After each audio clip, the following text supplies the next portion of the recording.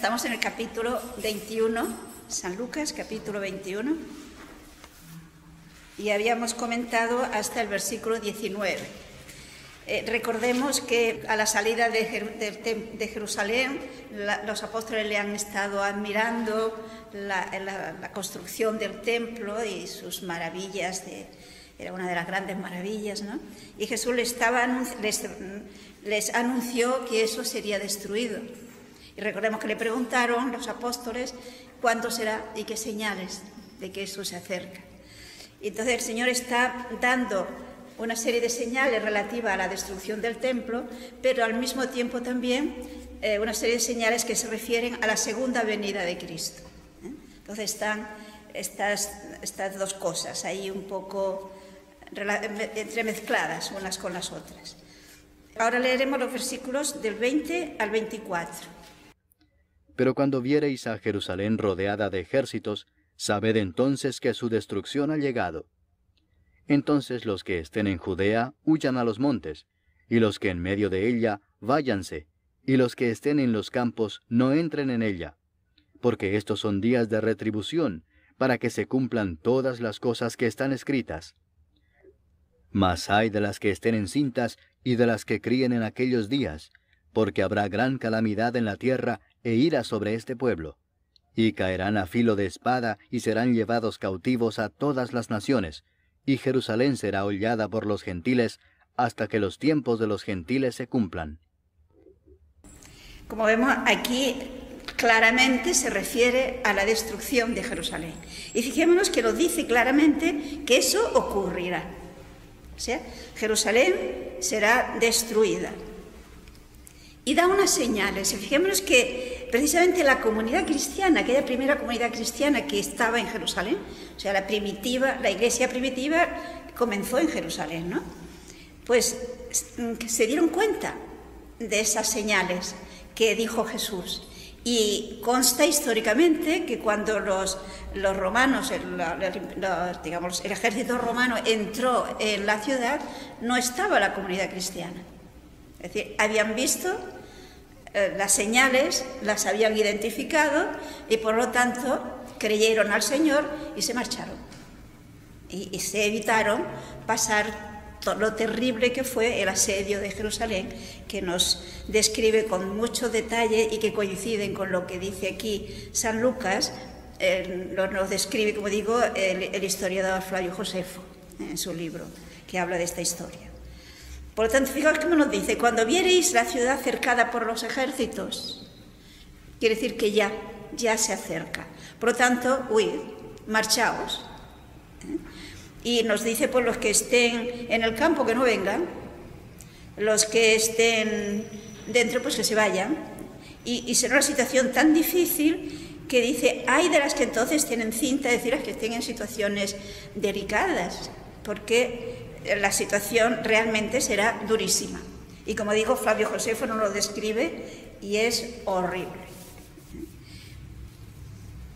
Y la manera como nos lo describe, de hecho, podría dar la impresión de que ya había ocurrido y por eso nos lo cuenta con tantos detalles, pero realmente no hacía falta, porque aquí él nos describe pues como lo que ocurría normalmente cuando unos de aquellos ejércitos asediaban una ciudad para destruirla.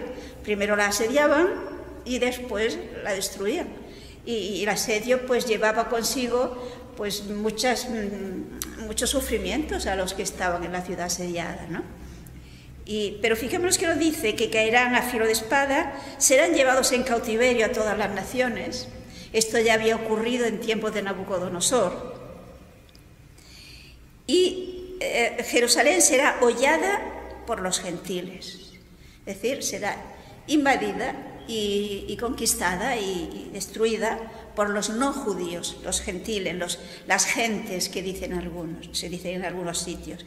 Pero esto ocurrirá hasta que se cumpla el tiempo de las naciones. Es decir, fijemos que aquí tenemos un anuncio de algo que todavía ahora estamos pendientes de ello. No sé si me explicaré. Las naciones se refiere a los no judíos, equivalen a los gentiles. Por lo tanto, aquí que se nos dice que habrá un tiempo en el que, digamos, los que crean en Jesús, en el reino de Dios, estará formado básicamente por paganos convertidos al cristianismo. Nosotros pertenecemos a este grupo, ¿no?, de las gentes, de los gentiles. Pero llega un momento en que, digamos, se habrá acabado ese tiempo y vendrá entonces nuevamente, ocurrirá entonces nuevamente la conversión de los judíos. Esto lo expresa San Pablo de una manera un tanto misteriosa, pero con muchos detalles, de una manera bastante clara, aunque un tanto misteriosa, parece contradictorio, pero me parece que es así. En la carta a los romanos, fijémonos en la carta a los romanos, en el capítulo 11,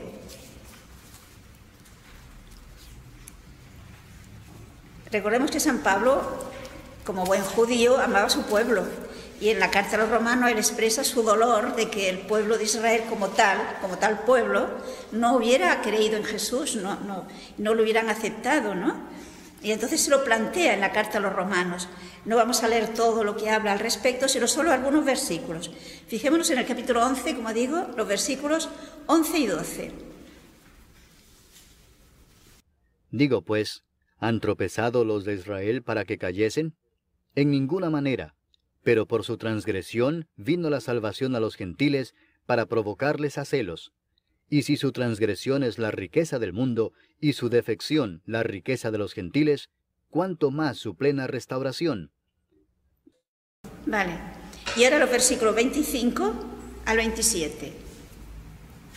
Porque no quiero, hermanos, que ignoréis este misterio, para que no seáis arrogantes en cuanto a vosotros mismos, que ha acontecido a Israel endurecimiento en parte, hasta que haya entrado la plenitud de los gentiles. Y luego todo Israel será salvo, como está escrito, vendrá de Sión el libertador, que apartará de Jacob la impiedad. Y este será mi pacto con ellos, cuando yo quite sus pecados. Y ahora el 29. Porque irrevocables son los dones y el llamamiento de Dios. Vale, o sea, no sé si captan, como digo, hemos ido saltando versículos, ¿no? Pero claramente nos dice San Pablo que el hecho de que Israel no creyera en Jesús no quiere decir que queden descartados definitivamente, sino que se nos presenta como que la caída de Israel sirvió para que el Evangelio llegase al resto del mundo. Pero posteriormente, igualmente Israel creerá. Y entonces nos dice aquí si su caída ha sido causa de riqueza para el mundo, porque ha servido para que con más facilidad llegue el Evangelio a los no judíos, que será el día que ellos crean. Porque nos dice que en los versículos últimos del endurecimiento vino a una parte de Israel, porque evidentemente no todos, porque los primeros cristianos todos eran judíos. Pero todo esto dice hasta que entre la plenitud de las naciones, y entonces todo Israel será salvo. Es decir, también creerá. Y la razón que nos da en el versículo 29, porque la vocación y los dones de Dios son sin arrepentimiento. Por lo tanto, siguen siendo el pueblo amado de Dios, y la vocación que Dios le dio desde tiempo de Abraham se mantiene. Pero fijémonos que aquí hay como un misterio que Dios permite, porque evidentemente Dios no quiso la destrucción, el que los israelitas no creyeran en Jesús. Al contrario, hizo todo lo posible para que creyeran, ¿no? Pero sí nos viene a decir que el hecho de que ellos no creyeran como pueblo, es decir, las autoridades judías y por tanto todo el pueblo de Israel no aceptara a Jesús como el Mesías esperado y prometido, sirvió para que más fácilmente llegara el Evangelio al resto del mundo. Yo no sé si ustedes se acuerdan, en el libro de los Hechos de los Apóstoles se nos narra qué hace Dios para que los apóstoles se den cuenta que tienen que aceptar en la Iglesia a los no judíos en igualdad de circunstancias que ellos. A los apóstoles y por supuesto a aquella primera comunidad cristiana le costó entenderlo. No sé si se acuerdan de los Hechos, en el capítulo 9, el capítulo 10 y 11 de los Hechos de los Apóstoles. Se nos dice, si se acuerdan, que en un momento dado Dios, a través de una visión que tiene San Pedro, le hace comprender que debe aceptar a los paganos en la Iglesia. Cuando viene de parte de Cornelio, que era un centurión, a decirle pues que vaya a hablarle. Y de hecho San Pedro, haciéndose evidentemente violencia, puesto que un judío entrar en casa de un pagano, esto lo consideraban, pues, en fin, que eran contraer impurezas y había que mantener la distancia, ¿no? Entonces San Pedro, avisado por esa visión que había tenido, va a casa de Cornelio, les habla de Jesús y mientras les está hablando el Espíritu Santo desciende sobre aquellos paganos. Entonces él comprende que cómo le va a prohibir el bautismo si el Espíritu Santo los ha tratado a ellos igual que a los judíos. Y entonces San Pedro, como papa, abre las llaves, por decirlo así, de la Iglesia a los paganos. Y es el primero que bautiza a aquel grupo de paganos, Cornelio y sus amigos y su familia que estaban allí. Pero si se acuerdan, en el capítulo 11, la comunidad cristiana le echa en cara que cómo ha hecho eso. Que tendría primero que haberlos circuncidado y que se hubieran hecho judíos y luego ya que se hagan cristianos. Es decir, costó a los judíos cristianos, les costó entender que ante Jesucristo no hace diferencias. ¿Por qué? Pues porque lo que nos salva no es la circuncisión, sino que lo que nos salva es Jesús. Y fijémonos que costó tanto, que luego tendremos en el capítulo 15, como después del primer viaje apostólico de San Pablo, en el que convierte a muchísimos paganos, pues se le plantea la cuestión, ¿cómo es que has hecho eso? Y se reúne el primer concilio, es decir, se reúnen los responsables de aquella iglesia primitiva, con Pedro a la cabeza, por supuesto, y discute, y hay una fuerte discusión. Porque hay los que le dicen, no, hay que imponerles que primero se circunciden y guarden la ley mosaica y que después se bauticen. Y es San Pedro el que tiene que explicarles la experiencia que él ha tenido, y luego el mismo Santiago pues les argumenta haciendo ver que sí, que en el Antiguo Testamento ya estaba anunciado el que igualmente los paganos entrarían en la Iglesia. Pero digo todo esto para que comprendan que realmente si todo el pueblo judío hubiera creído, habría sido más complicado. Habría sido más lenta el momento en el que lleva el Evangelio al resto del mundo. Por esto nos decía San Pablo, el menoscabo de los judíos sirvió para que llegase el Evangelio más fácilmente al resto.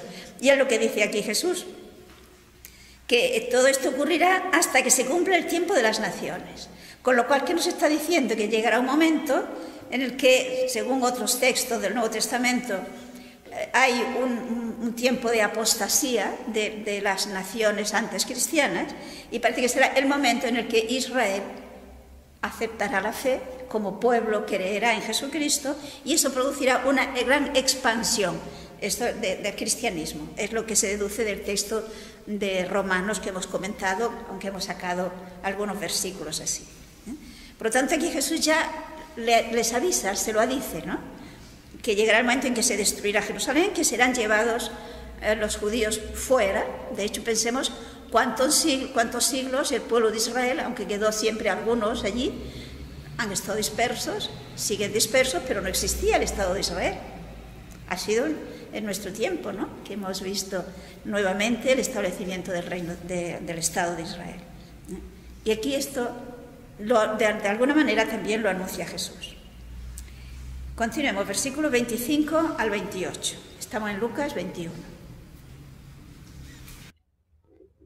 Entonces habrá señales en el sol, en la luna y en las estrellas, y en la tierra angustia de las gentes, confundidas a causa del bramido del mar y de las olas, desfalleciendo los hombres por el temor y la expectación de las cosas que sobrevendrán en la tierra, porque las potencias de los cielos serán conmovidas.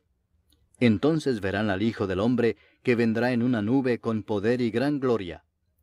Cuando estas cosas comiencen a suceder, erguíos y levantad vuestra cabeza, porque vuestra redención está cerca. Si se fijan, aquí ya no está hablando de Jerusalén, se está hablando de todo el mundo. Habrá señales en el sol, es decir, aquí emplea el lenguaje típico apocalíptico, que ya lo tenemos también en los profetas.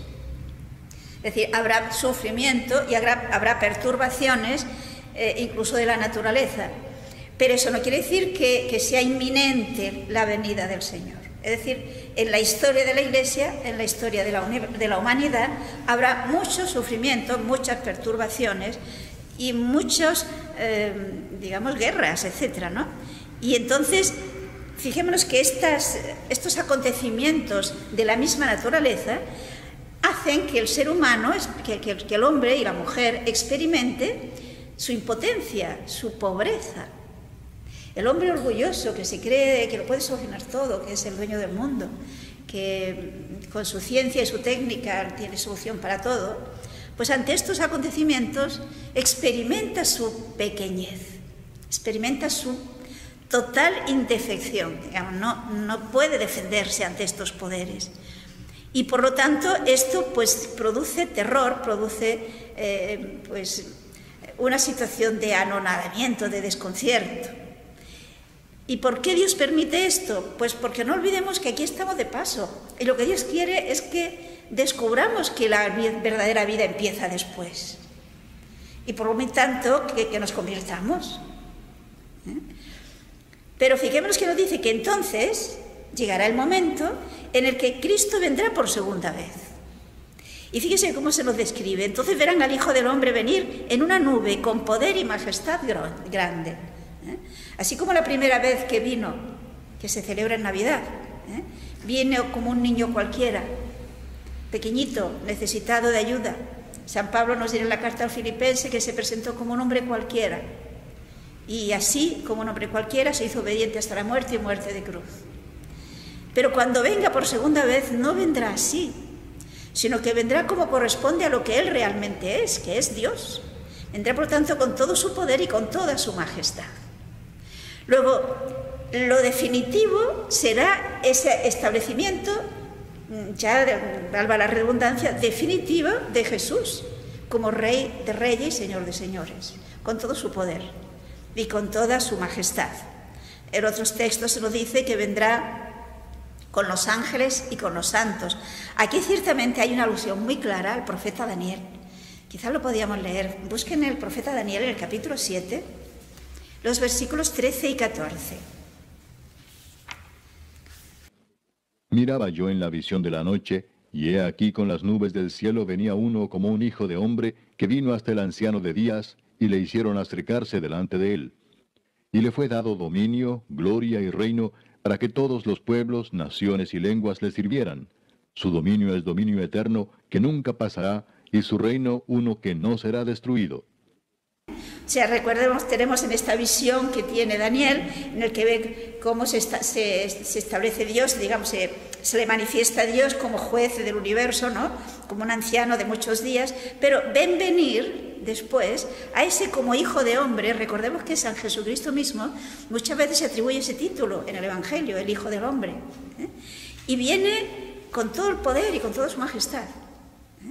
Y entonces se le dará ese reino, que será un reino eterno, y su dominio será indestructible, etc. Pues aquí es lo que nos dice San Lucas, ¿no? Entonces verán al Hijo del Hombre venir así, como se nos ha descrito en Daniel, ¿no? Como en una nube. En la Biblia aparece muchas veces las nubes, algo así como el vehículo celestial, ¿no? El vehículo que trae y lleva a los seres celestiales. Entonces viene en una nube, pero viene con toda su majestad, con toda su gloria. Y fijémonos en el versículo 28, cuando estas cosas comiencen a suceder, ánimo, levantad la cabeza, se acerca vuestra redención. Es decir, observemos que para un creyente, estas señales, estos acontecimientos catastróficos, digámoslo así, que parecen ya que es inminente la segunda venida del Señor, el pensamiento de esa segunda venida del Señor para el cristiano no debe ser objeto de miedo ni de terror, sino al contrario, de alegría.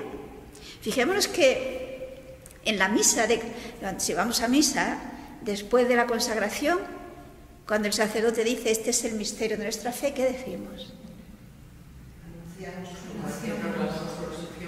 Ven, Señor Jesús. Ven, Señor Jesús. Entonces le estamos diciendo que venga ese momento. Yo no sé si se lo decimos conscientemente. Porque si yo le digo, ven Señor Jesús, es porque lo deseo. Porque entiendo que ese es el momento de máxima felicidad, algo deseable. Y que por lo tanto yo quisiera que viniera ya. El Adviento, cuando la Iglesia establece el tiempo de Adviento, es verdad que recuerda aquellos siglos de preparación del pueblo de Israel que estaba expectante, esperando la venida del Mesías, pero eso ya pasó, eso lo recordamos. También en el Adviento recordamos ese momento en que vendrá. Estamos en tiempo de espera. Estamos esperando esa segunda venida del Señor. Y cuando veamos que se acerca, levantad la cabeza, ánimo, que ya se acerca vuestra redención. Se acerca el triunfo definitivo de Cristo y nuestro. Porque es así, es el triunfo definitivo de Cristo y nuestro. Para los que viven en pecado, para los que viven sin que Dios cuente para nada en su vida, y sus preocupaciones, sus ilusiones y lo que más desean, lo que más aman, son los triunfos humanos, el éxito y el poder y el placer y etcétera. Claro que no es deseable, porque cuando Cristo venga por segunda vez, eso se acabará. Esas ambiciones egoístas, soberbias, humanas, actuales, eso pasará, llegará a la plenitud, la verdadera felicidad, la verdadera alegría. La obra tal como Dios la ha concebido. Es lógico que Dios, que es santidad infinita, que es bondad infinita, no ha querido crear un mundo como el que estamos viendo ahora. Eso no es lo definitivo. Llegará el momento del reino tal como Dios lo quiere, en el que la plenitud de su obra quede de manifiesto, y será entonces. Luego es deseable. Ven, Señor Jesús, le decimos. Y ahora nos pone una pequeña parábola para que entendamos lo que nos quiere decir. Versículo 29 al 33. También les dijo una parábola. Mirad la higuera y todos los árboles. Cuando ya brotan, viéndolo, sabéis por vosotros mismos que el verano está ya cerca. Así también vosotros, cuando veáis que suceden estas cosas, sabed que está cerca el reino de Dios. De cierto os digo que no pasará esta generación hasta que todo esto acontezca. El cielo y la tierra pasarán, pero mis palabras no pasarán. El ejemplo es muy fácil, ¿no? Cuando ahora los árboles, en el invierno, ¿no? Los árboles pues pierden las hojas, parece que se mueren. Pero cuando empezamos a ver que van brotando, sabemos que se acerca la primavera, que vendrá el verano. Es decir, sabemos ver las señales en la naturaleza. Pues Él nos dice, cuando veáis estas cosas, sabed que se acerca vuestra liberación. Cuando empiezan a brotar las plantas en la naturaleza, normalmente nos da alegría, ¿no? Es esperanza de vida, es decir, es como salir de un poco de letargo. Bueno, pues ese momento también será momento de alegría. Y nos dice que ciertamente esto ocurrirá. El cielo y la tierra pasarán, mis palabras no pasarán. O sea, eso ocurrirá, eso llegará.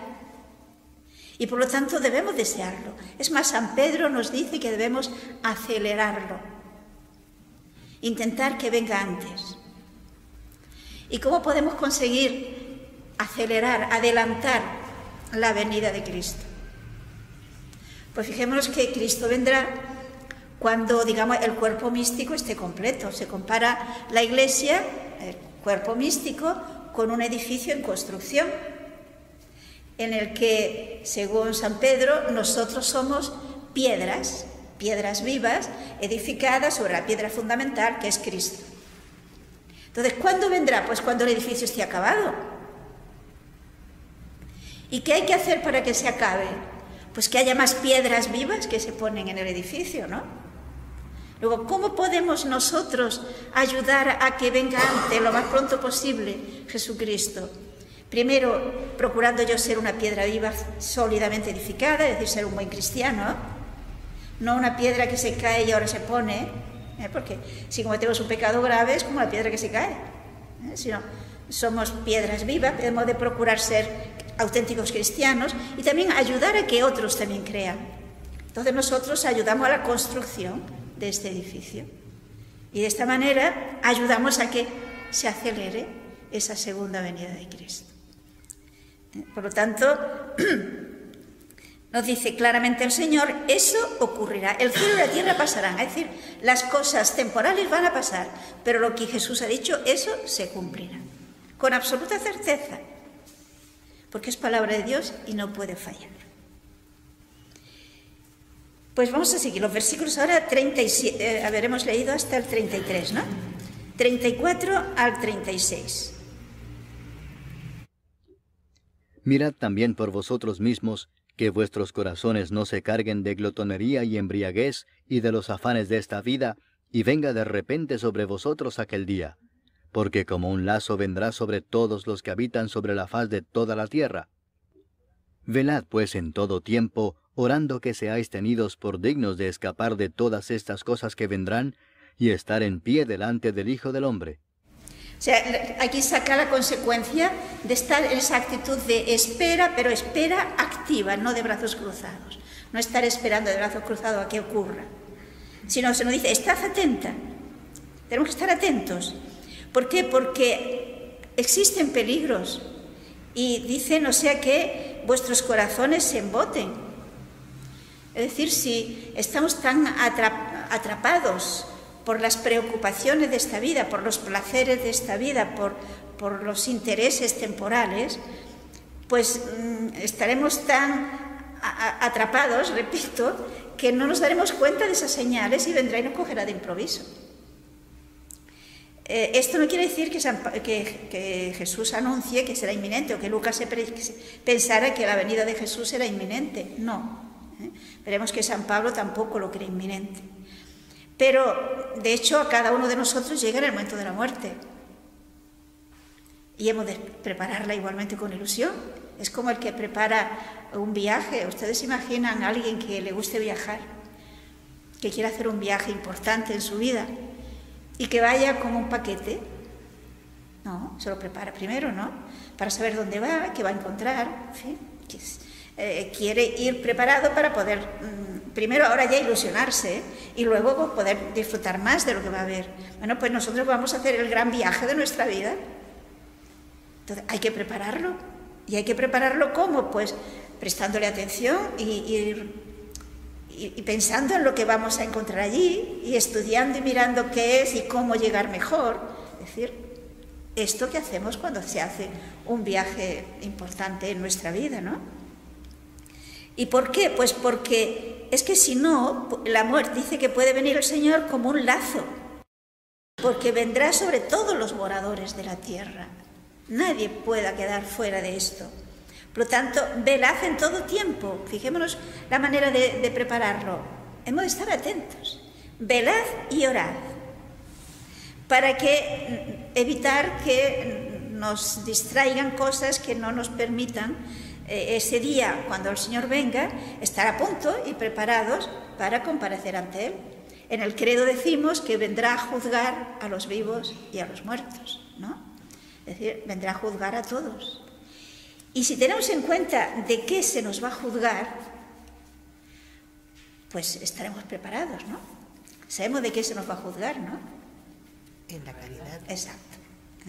En el Evangelio de San Mateo nos dice claramente el Señor que cuando venga, a uno le dirá, venid benditos de mi Padre, porque tuve hambre y me diste de comer, tuve sed y me diste de beber, etcétera, etcétera. Y cuando esto le digan, ¿y cuándo?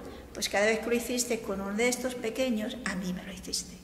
Y a la inversa, id al fuego eterno, ¿por qué? Pues porque tuve hambre y no me disteis de comer. Tuve sed y no me disteis de beber, estaba enfermo y no me visitasteis, en la cárcel y no me vinisteis a ver, etcétera, etcétera. ¿Y cuándo? Pues cuando dejasteis de hacerlo a uno de estos, a mí me lo hicisteis. Entonces, hemos de estar vigilantes y atentos. Precisamente el Papa actual nos lo repite muchas veces, este pensamiento. El cristiano se ha de distinguir por sus obras de misericordia.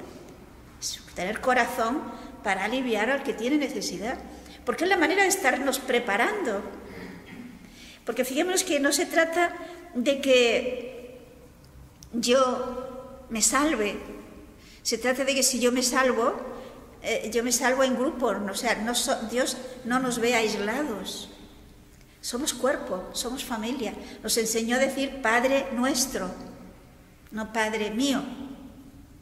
Entonces, yo he de ocuparme de los demás, he de pensar en que lo que haga a los demás lo hago a Jesús. Y si lo hago a un miembro mío, porque somos miembros unos de otros. Quizás el mejor comentario de estos versículos que acabamos de leer nos lo hace San Pablo en la primera carta a los Tesalonicenses, en el capítulo 5. Podemos leer los versículos 1 al 11. Pero acerca de los tiempos y de las ocasiones, no tenéis necesidad, hermanos, de que yo os escriba. Porque vosotros sabéis perfectamente que el día del Señor vendrá así como ladrón en la noche, que cuando digan paz y seguridad, entonces vendrá sobre ellos destrucción repentina, como los dolores a la mujer encinta, y no escaparán. Mas vosotros, hermanos, no estáis en tinieblas, para que aquel día os sorprenda como ladrón. Porque todos vosotros sois hijos de luz e hijos del día. No somos de la noche ni de las tinieblas. Por tanto, no durmamos como los demás, sino velemos y seamos sobrios. Pues los que duermen, de noche duermen, y los que se embriagan, de noche se embriagan. Pero nosotros, que somos del día, seamos sobrios, habiéndonos vestido con la coraza de fe y de amor, y con la esperanza de salvación como yelmo. Porque no nos ha puesto Dios para ira, sino para alcanzar salvación por medio de nuestro Señor Jesucristo, quien murió por nosotros para que ya sea que velemos o que durmamos, vivamos juntamente con Él. Por lo cual, animaos unos a otros y edificaos unos a otros, así como lo hacéis. Fijémonos como aquí San Pablo nos dice qué es, de hecho, lo que esperamos y cuál debe ser nuestra actitud en ese momento de espera. Y nos dice que el Señor vendrá, no sé si se han fijado, vendrá como ladrón. ¿Para todos viene como ladrón? No. Viene como ladrón para los que están descuidados, para los que dicen paz y seguridad. Todo va bien, no hay problema, no hay por qué preocuparse, esto durará tiempo y tiempo. Pues entonces de improviso vendrá. Pero dice, en cuanto a vosotros, hermanos, no viváis en tinieblas, para que ese día no os sorprenda como ladrón. Por consiguiente, al que vive como hijo de la luz, no le sorprende porque está atento, está vigilando, ve las señales que lo anuncian, está a punto en todo momento. Y por lo tanto, el día que venga nos encontrará, recuerden la parábola aquella de las vírgenes, nos encontrará con la lámpara encendida. Podremos entrar. Pero por eso nos dice, así pues, consolaos mutuamente y ayudaos, edificaos mutuamente unos a otros. Es la actitud expectante y de esperanza que debe vivir el cristiano. Ahora, fijémonos que eso no quiere decir que nos desentendamos de esta vida, porque a veces acusaban a que los cristianos la religión era el opio del pueblo, ¿no? Porque los adormece y bueno, ya vendrá. No es eso. Precisamente porque espero, estoy despierta. Y porque le espero, trabajo. Y trabajo aun cuando encuentre ingratitud, aun cuando encuentre incomprensiones, aun cuando sea difícil. ¿Por qué? Porque yo lo hago a Jesús. Yo lo hago por Dios, yo lo hago porque sé que esto tiene futuro. Si yo no tengo esa esperanza de futuro, qué fácil es desanimarse. Entonces, el Señor nos anima a que seamos conscientes de que el mundo no tiene el fin, la meta del mundo no es la muerte. La meta del mundo no es el triunfo de los violentos y de los soberbios, no. El triunfo final, la meta final de nuestro mundo es Dios. Y por lo tanto es la paz, es el amor, es la felicidad, es la belleza, es la vida. Eso es lo que nos espera. Y por eso lo deseamos, porque eso vendrá en plenitud cuando Cristo venga por segunda vez. Y entonces tenga lugar la resurrección de los muertos y, como dice la Biblia, el cielo nuevo y la tierra nueva. No en el sentido de que esto se destruya y se hace nuevo, no, sino que estará renovado como nosotros estaremos renovados. Totalmente tal como Dios quiere que sea. Porque el pecado es el que ha traído toda esta confusión, violencias y males que tenemos en el mundo. Pues leamos 37 y 38, o sea, acabemos el capítulo. Y enseñaba de día en el templo, Y de noche, saliendo, se estaba en el monte que se llama de los Olivos. Y todo el pueblo venía a él por la mañana para oírle en el templo. O sea, aquí tenemos lo que vemos muchas veces en San Lucas. Nos hace como un resumen de todo ese tiempo que Jesús estuvo en Jerusalén predicando. Sabemos por San Juan que no fue solamente la Semana Santa, no fueron solo 8 días lo que estuvo antes de su pasión, sino que hubo más tiempo, y que muchos días sabemos que efectivamente se iba al Monte de los Olivos a orar, también San Juan nos habla de ello, pero por Mateo y Marcos sabemos que también tenía un lugar donde iba a pasar las noches, que era en casa de sus amigos, de Betania, casa de María, de Marta, de María y de Lázaro, ¿no? Y aquí nos dice la actitud del pueblo. El pueblo madrugaba para escucharle en el templo. Es decir, la gente sencilla, la gente que no tenía prejuicios, veía esa palabra llena de fuerza, llena de vida de Jesús y acudía al templo y además madrugaba para poderle escuchar.